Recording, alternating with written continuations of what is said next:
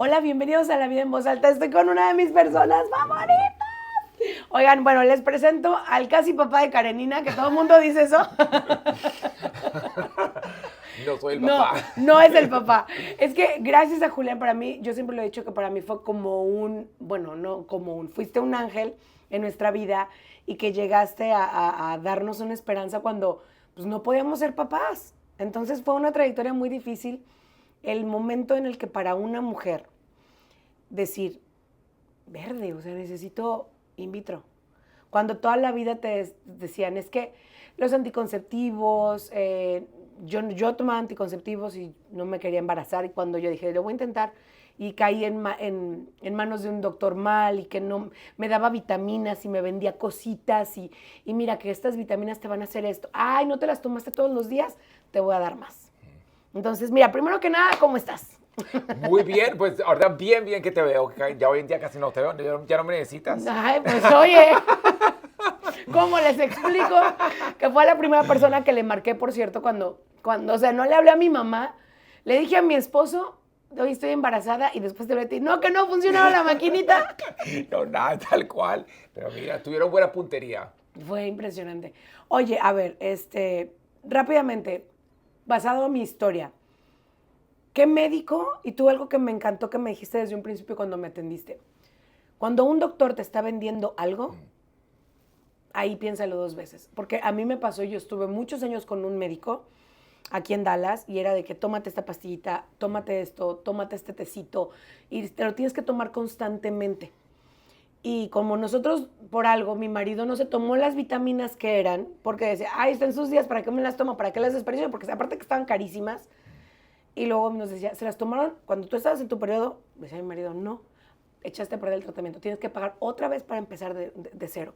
Entonces así nos fuimos y desafortunadamente confiamos mucho tiempo en él y perdimos mucho tiempo que pues los óvulos van bajando.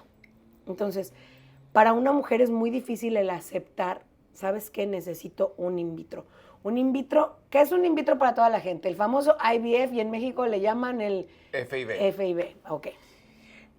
Mira, obviamente la gente debe quedar embarazada fácilmente en general, ¿no? En un año el 85% de la gente debe quedar embarazada, en 3 años el 99%. Si una paciente está ya a los 1, 2, 3 años tratando de concebir, las cosas no han funcionado, nada tan simple va a solucionar. Ni el masaje, ni el relájate, la vitamina, ni el tecito de la abuela o la tía. O sea, la gente tiene buenas intenciones, pero saben muy poquito, lo cual está ok, pero me parece mucho más frustrante cuando una persona en la medicina te guía en algo que no hay evidencia que funcione, ¿no? Entonces, a lo primero que tú dijiste, sobre todo en las redes sociales, muchas personas que son muy carismáticas tienen la receta clave que la puedes comprar para ayudarte a concebir. Eso no tiene ninguna base, porque si eso fuese en otro, yo en mi clínica no vendo nada, ni doctores de fertilidad que sean certificados en Estados Unidos o en los países vendemos nada, porque nada de eso funciona. Entonces, si alguien tiene la receta mágica, eso es lo primero, es decir, eso no puede ser cierto, ¿ok? Claro. Um, y El doctor que te garantiza, conmigo sí te vas a embarazar. esos son mentirosos. Yo le digo a los pacientes, doctor, si hago el in vitro, 100% quedo embarazada. Y le digo, absolutamente no. Le digo, son dos cosas que te puedo asegurar, que le toca pagar impuestos y que te vas a morir. Pero el resto no se puede, por más de que sea el mejor pronóstico, un paciente usando un vientre subrogado, óvulos donados, espermatozoides donados, o sea, ponle lo perfecto, no tienes un 100%. Al cabo del tiempo, llegas al 100%. Si una persona intenta suficientes veces, llega casi al 100%. Entonces, el punto es uno tener un poquito de inteligencia y saber, bueno, quién me está dando estos consejos y de qué punto viene. Y saber de que hoy en día tenemos acceso por la internet y las redes sociales a muchos otros recursos que antes no tenías tú. Antes tú te mandaba el doctor donde cierto otro doctor y tú no sabías nada más. Entonces hoy en día la gente se puede conectar, puede compartir experiencias, puede ver los reviews que tienes y te das cuenta, ¿no? Pero no hay algo mágico. Y sí, el in vitro es lo más sofisticado que tenemos y funciona extremadamente bien, pero tampoco es un 100%. Y todos tenemos un chance diferente de quedar embarazados, estamos diferentes por parte de la vida, tenemos diferentes problemas para quedar embarazados o tener familia, y es muy difícil compararte. Tú has sido increíble de compartir tu historia, más eso no quiere decir de que todo el mundo sea como tú. Es más, tú me comprobaste a mí mal. ¿Por cuántos años te tocó para quedar embarazada por tu propia cuenta? Intentamos 11 años. Sin protegerte, 11 años. 11 años. Entonces, tú de buenas a los 11 años te funcionó por tu propia cuenta, pero mucha gente le hubieran pasado los 11 años y... ¿O cómo? O sea, ¿cuántos años ustedes han tenido relaciones sin protegerse? No, pues, o sea, 11 años cuando buscábamos a Karenina. ¿Y después? Y luego después, pues ya pues, me dijeron que no ¿4? podía. Entonces, fueron 4 años. Son 15 años. 15 años y te funcionó por primera vez. Entonces, es como jugar a la ruleta rusa, ¿no? Entonces, llega el punto donde si lo que tú haces no está funcionando, tú necesitas ayuda. Y yo buscaría ayuda de un profesional que se especialice en esto. Oye, a ver, tú me dijiste algo que se me hizo súper interesante ahorita, que los mitos, o sea, de que relájate, es que estás estresado, por eso no te embarazas. ¿Cómo mira, de verdad, así, o sea, de verdad no me gusta decir malas palabras, pero me reencabritaba el que me dijeran, es que estás muy estresada, por eso no te puedes embarazar. Eso es el Y yo, miren, cuando estaba acá con mi marido, créanme que lo que menos era el estrés. El estrés. Eso es algo que hasta la familia lo tiende a decir más, y tus amistades, y por eso te duele más, porque es como que piensen que uno es tan bruto, de que uno se va a automutilar, autoflagelar, que te vas a sabotear tus propias cosas. No, tú estás estresada porque no estás quedando embarazada y es tan importante para ti crear tu familia, no de la otra forma. Y la verdad es que todos mis pacientes están estresados, ¿me entiendes? Todos mis pacientes. Entonces, están estresados por el problema, y la gente debe estar ahí a sostener a sus amistades, a sus familiares, cuando tienen estos problemas. No necesariamente a solucionarle el problema, y mucho menos a decirles que ellos están saboteando su propio futuro, ¿no?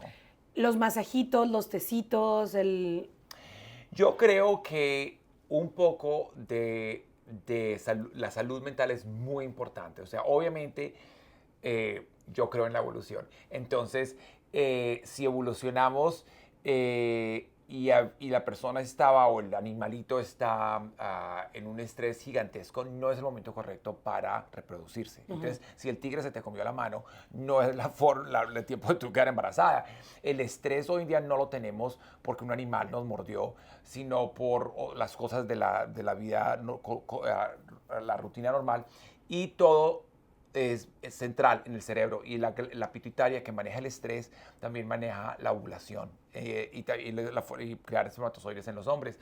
Entonces, y la tiroides también está controlada por ahí. Entonces, hay una relación, ¿no? Y sí se entiende que si tú estás muy estresado, va a ser un poco más difícil, ¿no? Entonces, a mí me parece de que sí hay cabida de que te bajes un poco ese estrés. O sea, de que pongas al lado un poco tu matrimonio, pongas al lado tu casa, pongas al lado tu familia, pongas al lado tu trabajo, y te enfoques en ti misma, en algo tan importante en tu vida como crear familia, ¿me entiendes?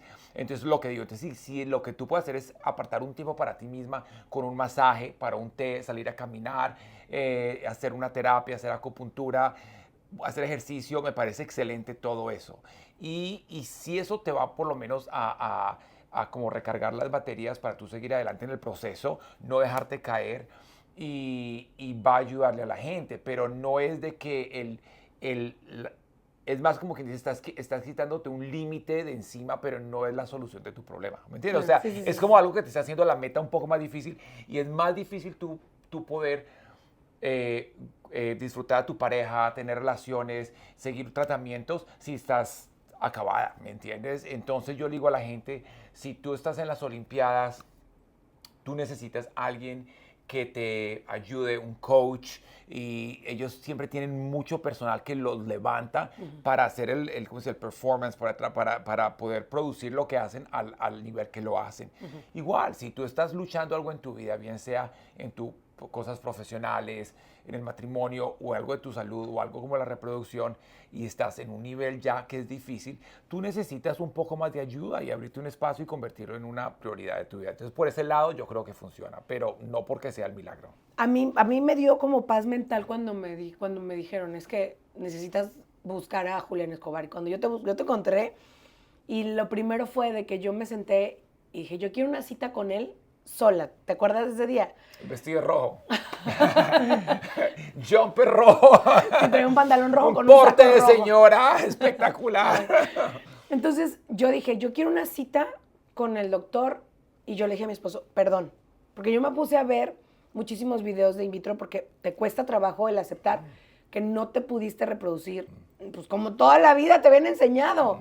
Y aparte porque yo crecí en una escuela católica y me estigmatizaron mucho el in vitro. Entonces para mí fue como, Claro. ya no lo estoy haciendo yo. Claro. O sea, al final fue la ciencia. Y me acuerdo mucho que se burlaban mucho del término de los bebés del in vitro. Entonces era de como que los bebés de tubo de ensayo, los bebés que no son naturales. Entonces yo crecí en una generación donde se estigmatizó el in vitro y ahora es algo que una de cada cuántas mujeres estamos en esto. Altísimo, y hoy en día es como la gente dice, bueno, me hice Botox y me coloreé el pelo y me hice el in vitro y le cuenta a todo el mundo, ¿no? Pero es muy bueno, o sea, eso ha liberado mucho a la gente y sobre todo mujeres como tú que tienen una voz, han salido, han compartido sus historias y esos mitos se han ido acabando, ¿no? Y que en realidad, si tú crees en Dios, te está dando oportunidades, te da la inteligencia, te da la ciencia. Y en realidad el in vitro no es nada raro, te está dando una oportunidad de que el espermatozoide y el óvulo se unan, que no están sucediendo en tu cuerpo, que se Por unan. algo. Por algo, y que importa el algo, pero el punto es de que tú y tu esposo tenían todo lo correcto, pero necesitamos ayudar un poquito de que se unieran y ponerlos en el lugar correcto, pero tú estuviste 9 meses embarazada. O sea, lo mismo que cualquier otro embarazo. Sí, todos pensamos de que cuando tienes 22 años y si tocas un hombre vas a quedar embarazada, pero la realidad es que la mayoría de la gente hoy en día no está tratando de quedar embarazada a los 22 años, sino a los 35, 40, 42 años. Y aunque todo sea normal, va a ser más difícil. Y más si a eso le sumas, aparte de la edad, si a eso le sumas todos otros los factores, químicos y todo lo que está pasando de que eso te da cáncer, eso te produce infertilidad. O sea, ya van de la mano te da cáncer, produce infertilidad. Te da cáncer, o sea, ya es tema se acaba de comprobar que si utilizas nosotras que vamos al salón de belleza y que nos ponemos las uñas y que si tú metes tus uñas en la lamparita, ese químico que usaron en tus manos produce infertilidad. Todo, mira, que los plásticos del agua que te tomas, o sea, los perfumes, las cosas, son 1000 cosas y mira, todo te afecta un poquito, pero la verdad es que tú pones a ver, una persona joven no se preocupa por nada. Tú a los 20, 22 años te preocupas en el día, de pronto hasta la próxima semana. Cuando tienes ya los 30 te empiezas a preocupar en el mes y después del año. Entonces, tú tienes relaciones como un conejito cuando tienes 20 años, las cosas van cambiando con el tiempo, las relaciones cambian también, entonces hay muchas razones por las cuales, aunque no haya ningún problema reproductivo, es más difícil con los años quedar embarazada. Y si en eso le sumas cosas tan normales como tener problemas en la matriz o en las trompas o en el conteo espermático, problemas de ovulación, va a ser aún más difícil. Entonces acá tú tienes recursos que te ayudan que es una herramienta para llegar a ser lo que tú quieres ser, que es ser mamá.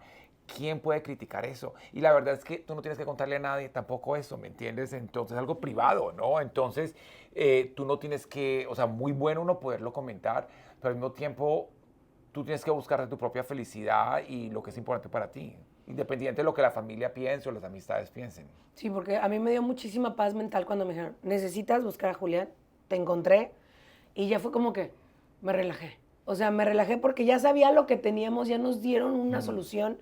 Y ya dije, bueno, ya. Y yo, fíjense, o sea, lo que son las cosas que piensas que todo te pega a la primera y que todo es rapidísimo.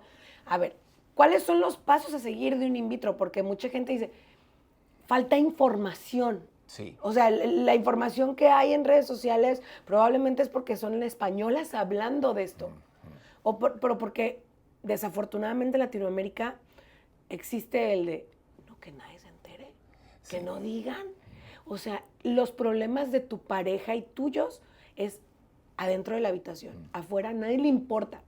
Pero digo, yo sí lo cuento porque yo quiero que muchísimas mujeres lo escuchen y sepan cómo lo logré. Pero el proceso no es como que tú produces donas en las mañanas o tú produces pan o tú produces, no sé, tengo hambre. O sea, pero el hecho de que cómo es un in-vitro, cuáles son las cosas básicas que debe hacer un doctor Sí. para saber si el doctor que estoy escogiendo es el doctor adecuado. Claro, mira, obviamente en este país, esta es la única parte de la medicina que yo entiendo que hay que reportar como las tasas de embarazo al gobierno, ¿no? En otros países eso no es necesariamente cierto, entonces si estás haciendo in vitro en México o en Argentina, de pronto va a ser un poco más difícil comparar entre lugares. Okay. Eso es algo que la tecnología es muy importante y por lo tanto dentro de este país y otros países las diferencias pueden ser muy grandes. En Estados Unidos tenemos la mejor medicina reproductiva en el mundo porque es algo que todavía está privatizado, entonces hay mucha competencia y la competencia hace que los pacientes tengan una expectativa muy alta. Mientras en países europeos que son bien avanzados, está muchas veces el in vitro ofrecido por el gobierno. Sí. Entonces, muy bueno, pero al mismo tiempo tengo que esperar un año y no te van a dar las tasas de embarazo tan altas porque la prioridad de ellos son la sociedad completa y no solo tú como individuo. Entonces va a ser diferente. Y en diferentes lugares no tienes acceso a todo. Por ejemplo, en Estados Unidos tenemos acceso a donantes de óvulos y donantes de semen, donde tú tienes acceso a todos los perfiles, las fotos de estos donantes, ¿no?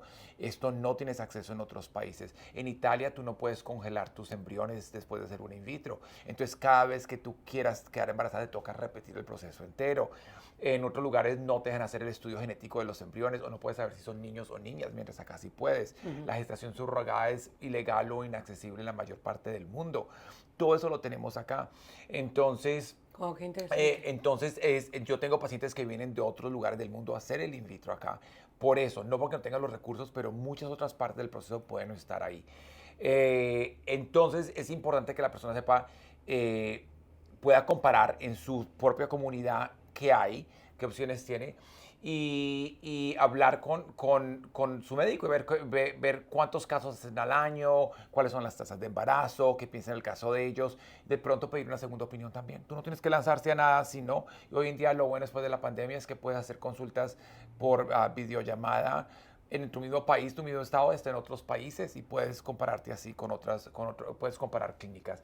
Y al final del cuento, lo que tienes que entender del in vitro es de que tú puedes producir muchos óvulos cada mes, pero en una forma natural solo uno sobrevive y el resto se mueren. Con un in vitro sí puedes sacarlos todos. Entonces, si tienes 10, no van a morir 9, sino que 10 salen.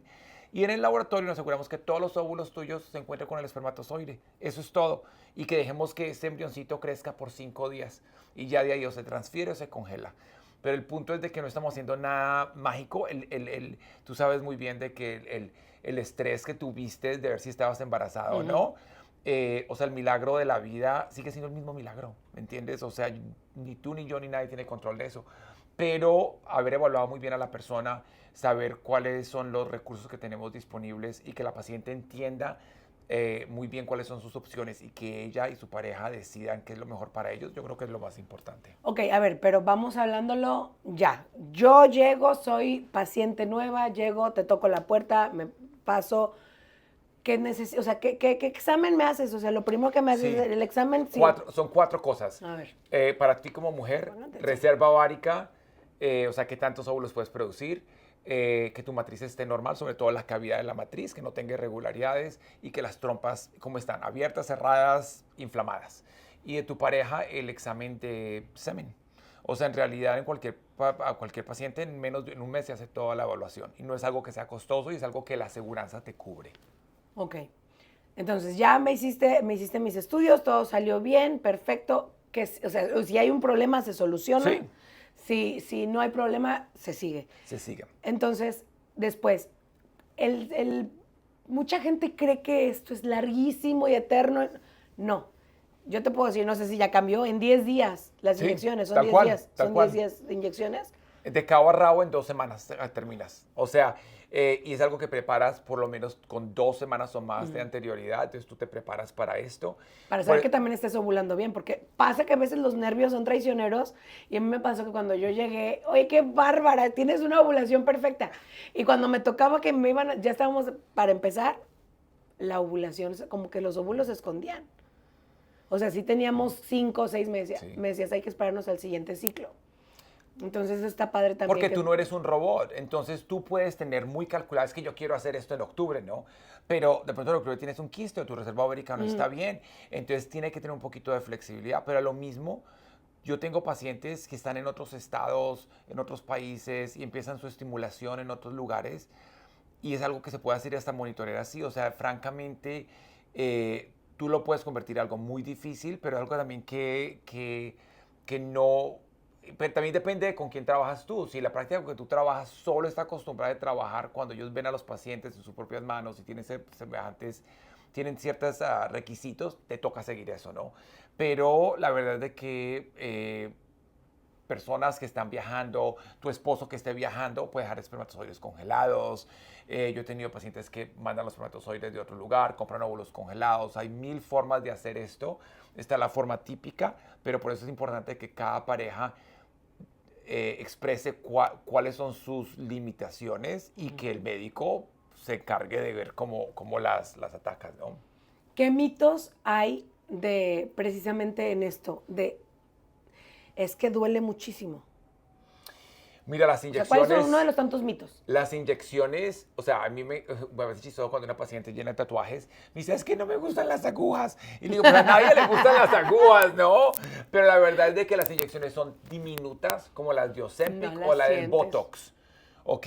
Entonces son A mí no me habla. no, o sea, son chiquiticas, tú te acostumbras como todo. Obviamente es raro, a nadie le gusta inyectarse. Los primeros 2 días son raros, pero tú te acostumbras. Yo prácticamente nunca tengo un problema con una paciente. Una vez les hemos enseñado, ¿me entiendes? Y francamente, ustedes como mujeres se van a lanzar un embarazo. ¿Qué hombre se sometería a un embarazo? ¿Qué hombre se sometería a un parto? Entonces, francamente, comparado con el resto, es algo pequeño. Yo les voy a ser sincera, o sea, compartiendo mi experiencia, no es nada doloroso. O sea, doloroso sí, prepárense para cuando les digan la progesterona. ¡Hija de la chingada! Esa sí fue mi enemiga porque Sí, duele sí. horrible. Y los anticoagulantes. Eso sí. Sí, Eso sí. sí, para mí, a mí. Y que yo vaya que sí aguanto mucho. Sí, entonces es algo pero sí, o sea, lo cierto es cierto, parte de la evaluación puede Pero, ser pero incómodo. espérame, la progesterona no va durante tu tratamiento, sí, ya va para cuando te van a transferir, a ver Sí. si no me equivoco, para cuando te van a transferir y para cuando te van a... La van a- progesterona es progestacional, es la hormona que te mantiene embarazada y obviamente como no estás ovulando ese mes, toca suplementarla. En Estados Unidos solo podemos darla intramuscular y transvaginalmente. En Europa se usa una que es debajo de la piel, pero acá no, el FDA no la ha aprobado. Entonces no tenemos acceso a eso. Oye, ¿qué otro mito has escuchado de doctores? Que a mí me dijeron que el in vitro es... ¿Qué te han dicho? Mira, el costo, yo creo que obviamente es algo costoso, pero mucha gente se imagina que es más grande de lo que es. Francamente, hasta en la misma ciudad, diferentes prácticas te van a cobrar mucho y muy diferente. Y el problema es de que las prácticas tienden a no ser transparentes y poner esa información en el internet. Entonces es difícil para el paciente comparar y Más o menos saberlo. cuánto cuesta Yo diría que un in vitro te cuesta más o menos $15,000 como base, ¿ok? Y con eso te estás incluyendo los medicamentos, la clínica, el laboratorio, el anestesiólogo y el quirófano, para empezar. Obviamente, si tú vas a hacer estudios genéticos, estás ya llegando más o menos por ahí los $20,000. Y obviamente hay cosas más el PGS, complicadas. el ERA... To- A ver, to- porque yo en términos y, o sea, a ver, el PGS, ¿qué es el PGS? O sea, el PGS o PGTA es el estudio genético que se le puede hacer a los embriones antes de transferirlos. Para ¿Lo saber, recomiendas? sobre todo en pacientes de 35 años, sí. O si tú quieres saber si tu bebé es niño o niña antes de transferir el embrión y poder escoger, te toca hacer esto. En personas menos de 35 años, para la mayoría no le van a ayudar mucho. Le puede ayudar un poquito, pero no necesariamente tanto, que puede ser algo más. Es como decir tú necesitas un carro para ir al trabajo, puedes tener un Honda perfectamente. A los 30 años es como hacer el Wow. PGS. Pero tú puedes decir, quiero comprarme un BMW. Eso no quiere decir que lo necesites, pero pues que tiene cosas mejores y lo puedes hacer. Esto te da unos extras. Si tú puedes producir muchos óvulos y puedes salir con muchos embriones, ¿por qué no te puedes dar el gusto de escoger? ¿Me entiendes? O sea, si tú vas a producir 8 embriones, ¿cómo es que no puedes decir, me voy a salir de los 3 malos y me quedo con los 5 buenos? Gracias a Dios que me puedo dar ese lujo. Entonces hay razones sociales o en tu caso que puede ayudarte a hacer eso. O pacientes que usan un vientre subrogado, lo hacemos porque no queremos transferir un embrión anormal en otra tercera persona cargando este embarazo, ¿me entiendes? Que te complica. Hoy en día en Texas el aborto no se puede hacer, entonces muchos pacientes tienen ese susto. ¿Qué pasa si me quedo embarazada con un bebé con el síndrome de Down y no puedo hacer nada? Entonces quiere hacer los estudios antes de quedar embarazadas. Entonces hay varias razones por las cuales para la paciente esto puede ser algo bueno, pero en general, el paciente de 35 años para arriba es algo que les va a cortar el proceso y les va a ahorrar dinero a largo tiempo. Y te da muchísima paz mental. Mucha A mí me paz pasó mental. con Karenina y decías, ya cuando llegaba con la ginecóloga, te vamos a hacer el estudio, no sé qué yo. Háganmelo. Yo ya lo Ya sé. lo Yo ya hice. sé. Te vamos a dar a conocer si es niña o niña. Háganlo, yo ya Listo. sé. Lo llevas, pero sí, te cambia la conversión un poco, entonces son ventajas. Y la otra ventaja es tú poder congelar tus embriones. Que digamos, si tú vienes, te casaste, tienes 38 años, vas a hacer el in vitro, tú poder congelar un par de embriones extras para usarlos, si quieres, a los 40 o 42 para tener otros bebés, donde ya el chance de embarazo te baja mucho más. Oye, ¿qué es el ERA? Él era, ok, entonces las cosas lo que más va a... Óiganme yo, ¿eh? Exacto, No. Yo no entiendo cómo te acuerdas de todo Está esto. claro, no, me encanta todo este tema. Bien entrenada quedó, ¿no? Miren, obviamente el in vitro hace de que, como dijimos antes, el espermatozoide y el óvulo se puedan juntar y que puedas producir muchos más embriones en un mes de lo natural. El estudio genético que lo acabamos de hablar es lo que más va a determinar el chance de que un embrión se implante o no y que tengas una pérdida o no. Pero una tercera parte de los embriones no se implantan. Y a veces eso puede ser porque el tratamiento que le damos a la paciente, esas inyecciones, no sea el perfecto para ella como individuo. Entonces podemos individualizar tu tratamiento haciendo un estudio del tratamiento que te damos para transferir un embrión para saber si es el perfecto para Karen. O de pronto nos dice, ¿sabes qué? No, Karen necesita 12 o 24 horas más o menos de progesterona para maximizar el chance de implantación y darle un mejor chance a ese embrión. Entonces, esto es algo que vale la pena en pacientes que se le ha transferido un par de veces y no ha quedado embarazada, o en pacientes que no se pueden dar el lujo de tener 2 fallidos porque solo tienen 1 o 2 embriones y entonces quieren hacer los estudios con anterioridad. A mí me pasó eso, porque el primero quedó bien, pero a la mitad del embarazo dejó de latir su corazón. Y después ya no teníamos más. Entonces dijimos, pues, ¿qué hacemos? Pues vamos a hacer un segundo ciclo. Y es como, bueno, dicen que es como simular una transferencia. Sí, es es como un simular simulacro. un simulacro, pero no te ponen el embrión. Y ahí ven cuando es como tu ventana de implantación, y si lo vemos así. Tal cual, es como tú, si fueses un artista, pues tú eres artista, pero si fueses un artista... ¡Oílo! un artista... Oye, soy artista, pero con H. Ay, Diosito. Si fueses un artista en el escenario, tú vas a practicar tu show con anterioridad sin el público. Y yo diría que es lo mismo. En vez de practicar con tu embrión, practiquemos con lo que sabemos de la biología hoy en día y darnos una pista si estamos encarrilados con algo correcto o no. Es que me encanta cómo la ciencia ha avanzado tanto para los que dicen, es que no, oye, a ver, algo que te voy a meter en camisa de 11 varas, perdóname, pero ¿un embrión es un ser vivo? Tú como médico, que tú sabes si estás en el laboratorio y lo has me visto. La metió muy difícil. Sí, Okay. yo sé, perdóname, pero... Mira, yo no creo que un embrión sea un ser. O sea, para mí un ser viene como asociado como si fuese una persona, ¿ok? A mí me parece que no es un objeto, está vivo, pero no es un ser. Entonces yo diría que tiene un potencial de ser un ser, lo cual todos nosotros necesitamos de una mamá o un útero que nos dé esa posibilidad, que te lleve de este potencial. Entonces yo diría sí, un embrión está mucho más adelante que un espermatozoide y un óvulo, pero francamente las mujeres no tienen idea de la cantidad de veces de que se han creado embriones dentro de sí mismas y ese embrioncito dejó de desarrollarse y les te ha llegado llegó la tu menstruación periodo. y tú no tienes ni idea qué sucedió. Entonces, ¿abortaste? No, ¿me entiendes? Tú no ni sabías. Entonces, ahí está la diferencia. Una vez yo creo que el embarazo ya sigue y tú ves latidos, ya es algo que está más cercano, ya se sigue llamando embrión o ya feto, porque ya es algo más cercano, pero no es sino hasta cuando ese embrioncito, ese feto o ese bebé puede llegar un momento de que pueda vivir fuera de la mamá por su propia cuenta, que ya es un ser, ya en sí es una persona, ¿me entiendes? Yo no estoy diciendo que no sea un humano, pero no es un ser humano, ¿me entiendes? Obviamente la gente puede debatir esto todo lo que quiera, pero es muy importante Sí, viéndolo desde el lado de la ciencia, claro. porque yo te digo, si tú empiezas a decir de que los embriones son seres, la verdad de que lo normal es que máximo el 40% de los embriones sobrevivan en el laboratorio en 5 días. Entonces, en la naturaleza, lo que ocurre en el laboratorio ocurre en la naturaleza, donde la mayoría de los embriones se mueren antes de poder llegar a poderse implantar. Y eso no quiere decir que sean bebés muertos, ¿me entiendes?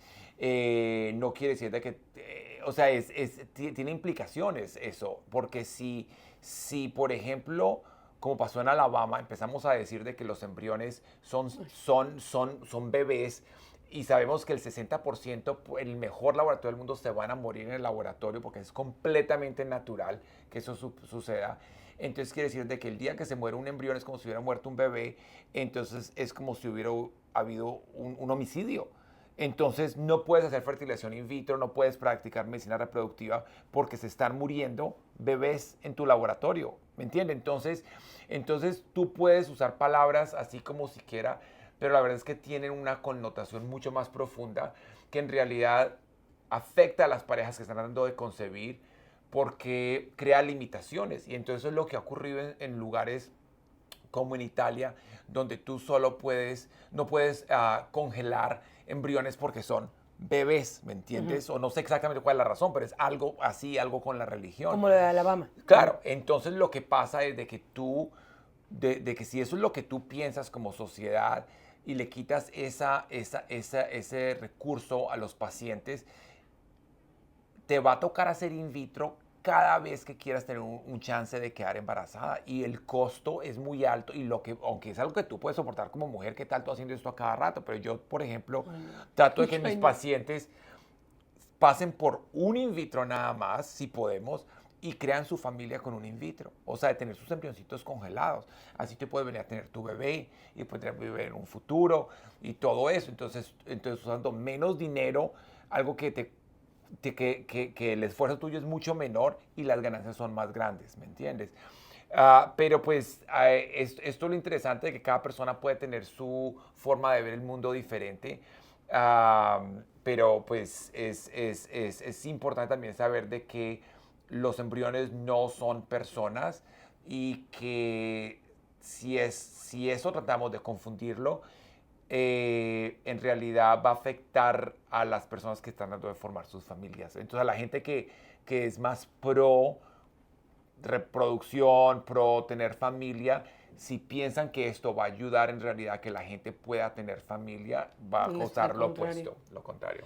Oye, y ya casi una última pregunta, porque hay muchísimos temas buenísimos y súper interesantes.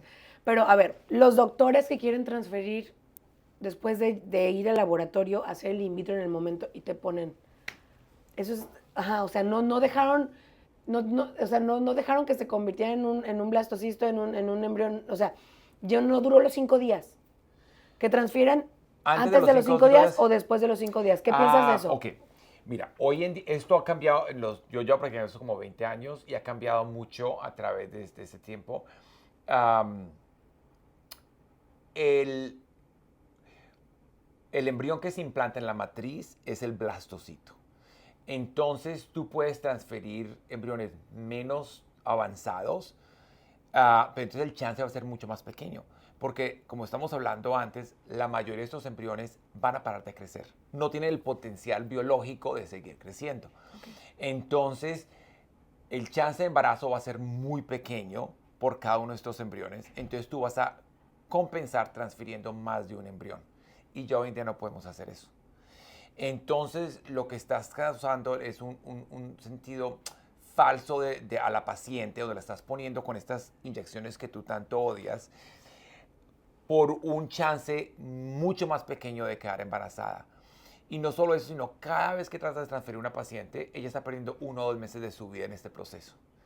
Y ella como paciente obviamente va a hacer lo que tú le digas, pero se está enrolando en algo que todos sabemos que el chance es muy pequeño y cada vez la persona se defrauda menos y menos. Más y más, y el chance de que siga adelante es menos y menos. Entonces, a lo largo lo que estás haciendo es incrementando que la gente se frustre, que deje los tratamientos, que sea más difícil llegar a ser mamá. Mientras hoy en día, si tú tienes un buen laboratorio que tiene buena tecnología, como es la mayoría de los laboratorios buenos en Estados Unidos hoy en día, tú puedes hacer que estos embriones no solo crezcan al día 3, pero crezcan al día 5, 6 o 7. Y una vez lleguen al blastocito, que se les pueda hacer la biopsia para saber si los embriones son normales o no. Y entonces estás incrementando un chance de embarazo del 20% al 65%, ¿me entiendes? Y si estás transfiriéndole a esta gente un embrión del día 3, ahí le estás dando ni siquiera un 20%, sino por ahí un 10% de chance de embarazo. Entonces, cada vez, entre más llegas adelante en el proceso, en la pirámide, más le estás incrementando los chances a la paciente de que tenga un buen resultado. Miren, le iba a hacer más preguntas, pero vamos a hacer una segunda parte porque tenemos que hablar de la edad, de la congelación de óvulos, de la ciencia y la tecnología que fue en el episodio 2, que tanto lo de la subrogación, cuando se necesita subrogante, cuando no, bueno, muchas cosas. ¿Cómo ves? Me encantó. ¿Sí? Buenísimo. Toda la especialista. No, hombre, aquí, Sí. Mira, tengo al máster y al mejor. Oye, de verdad, muchas gracias. Ay, muchas gracias. Te quiero mucho. Lo mismo. Y, bueno, pues ahí lo pueden seguir en redes sociales. Él está como DR Julián Escobar, ¿sí? Claro que sí. Sí, DR Julián Escobar. Esa es para los gringos. Creo que el español es Doctor Escobar Fertilidad, algo así. Pero eso lo ponemos. Bueno, yo se los voy a poner en la descripción, pero de verdad, muchísimas gracias. Su consultorio está aquí en Dallas, ¿en dónde más? En Dallas, en Euless y en McKinney. Aquí en Texas, entonces, bueno, sí lo pueden consultar. También en redes sociales. Por computadora también. Contesta preguntas si tienes alguna duda, si te vas a someter a un tratamiento de fertilidad. Pues no está de más y no me estás pagando por esto, no es publicidad ni nada, pero pregúntale a alguien que probablemente, no, aquí no probablemente, aquí sí, alguien que sí sabe, y si estás por tomar la decisión, te quieres meter a un tratamiento o quieres congelar o quieres hacer algo que dices, quiero mi fertilidad o quiero ser mamá en algún momento o creo que no voy a poder ser mamá porque no tengo pareja, ¿qué puedo hacer? ¿Cuáles son mis opciones? Aquí lo tenemos. Gracias. Cuídense mucho y hasta la próxima. Ya saben, cualquier comentario, si quieres ser parte de La Vida en Voz Alta, solamente escriban. Adiós. Chao, chao.